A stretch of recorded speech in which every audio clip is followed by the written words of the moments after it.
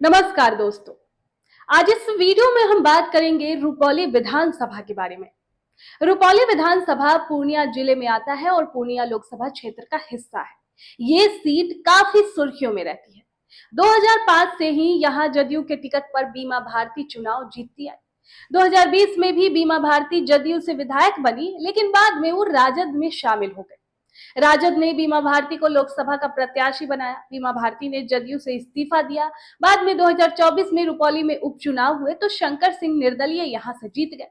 2020 की बात करें तो उस चुनाव में तब जदयू में रही बीमा भारती ने जीत दर्ज की थी। बीमा भारती ने लोजपा के शंकर सिंह को हराया था।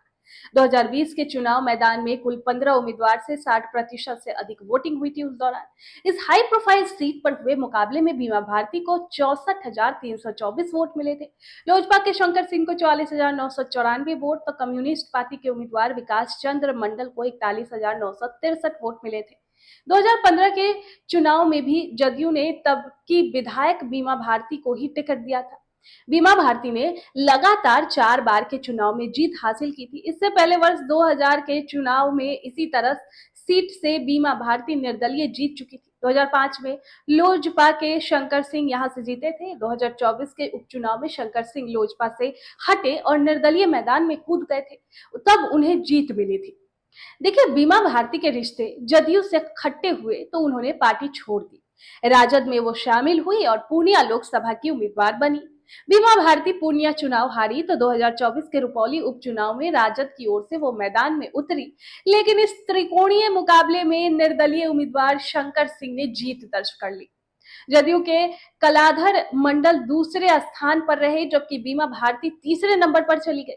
वहीं इस बार कई ऐसे चेहरे थे जो दावेदारी कर रहे थे कि पार्टी उनके मौका देगी। उसी में राजद से एक नाम आता है आमोद मंडल का, जो स्वर्गीय शरद यादव के काफी करीबी माने जाते रहे हैं।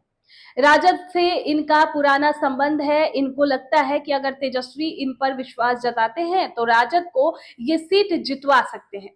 रुपौली विधानसभा क्षेत्र में खूब घूमते नजर आ रहे हैं। अब देखना यह है कि राजद बीमा भारती के फिर विश्वास करती है या आमोद मंडल जैसे कार्यकर्ता को आगे लाकर चुनाव लड़ती है। बिहार का रुपौली विधानसभा सीट पूर्णिया लोकसभा के तहत आता है।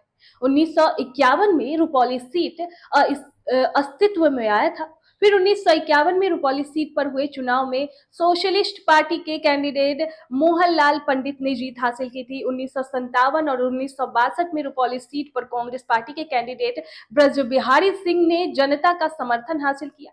1967 में यहां पर हुए विधानसभा चुनाव में सीपीआई कैंडिडेट CN शर्मा ने विरोधियों को मात दे दिया था। वहीं 1969 और 1972 में रुपौली में हुए विधानसभा चुनाव में आनंदी प्रसाद सिंह ने लगातार 2 बार कांग्रेस की टिकट पर जीत हासिल कर ली थी।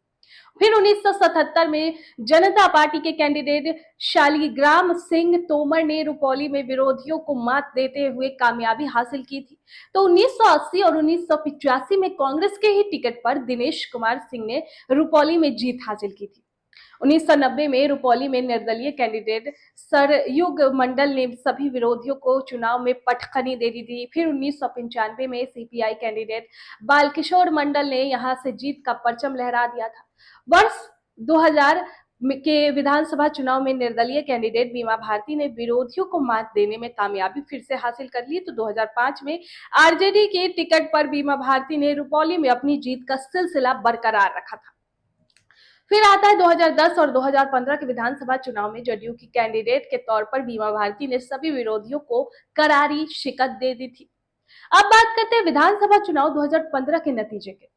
तो अगर आंकड़ों के हिसाब से बात करें तो साल 2015 के विधानसभा चुनाव में रुपौली सीट से जेडीयू के टिकट पर बीमा भारती ने जीत हासिल की थी। बीमा भारती ने चुनाव के 50,945 वोट हासिल किया था। वहीं बीजेपी के कैंडिडेट प्रेम प्रकाश मंडल को 41,273 वोट ही मिल पाया था।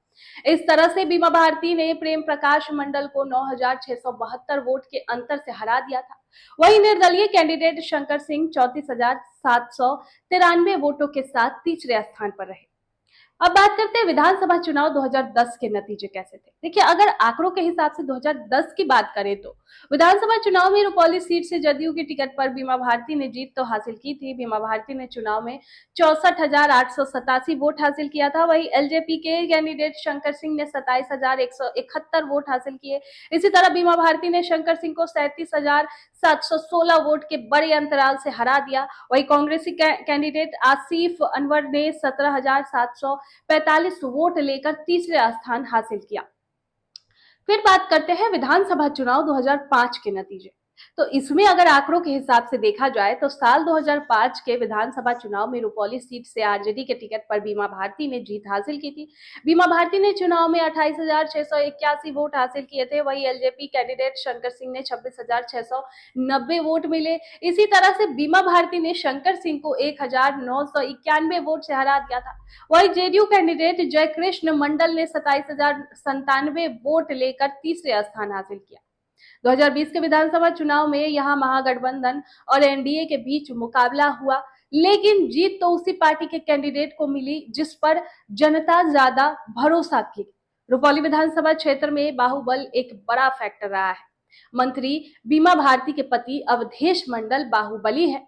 लोजपा के शंकर सिंह भी पूर्व में नॉर्थ बिहार लिबरेशन आर्मी नामक संगठन के अध्यक्ष रह चुके हैं। वही जातीय समीकरण की बात करें तो अगर बात करें जातीय समीकरण की तो इस विधानसभा सीट पर अति पिछड़ों की संख्या अधिक है। राजपूत और यादव की संख्या उसके बाद आती है। ऐसे में अल्पसंख्यक किस ओर जाते हैं ये देखना अहम होगा।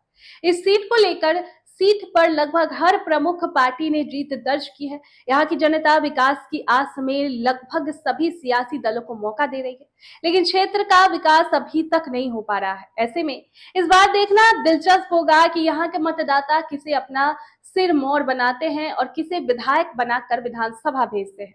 रुपौली विधानसभा क्षेत्र कभी नक्सली और आपराधिक संगठनों को लेकर चर्चा में रहा है। विकास के मामले में ये पिछड़ा हुआ है। राजनीतिक दृष्टि से यहाँ के मतदाताओं ने करीब करीब सभी प्रमुख दलों पर भरोसा किया। भाजपा, कांग्रेस और जनता पार्टी को यहाँ से प्रतिनिधित्व का मौका मिला है। तो इस खबर पर आपकी क्या राय है, कमेंट बॉक्स में जरूर बताएं।